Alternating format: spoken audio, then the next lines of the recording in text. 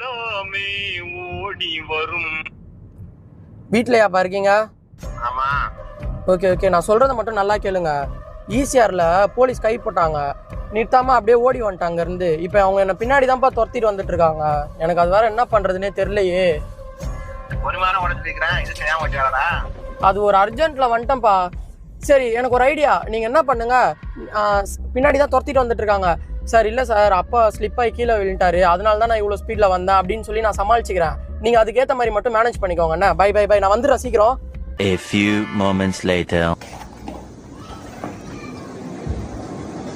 பா,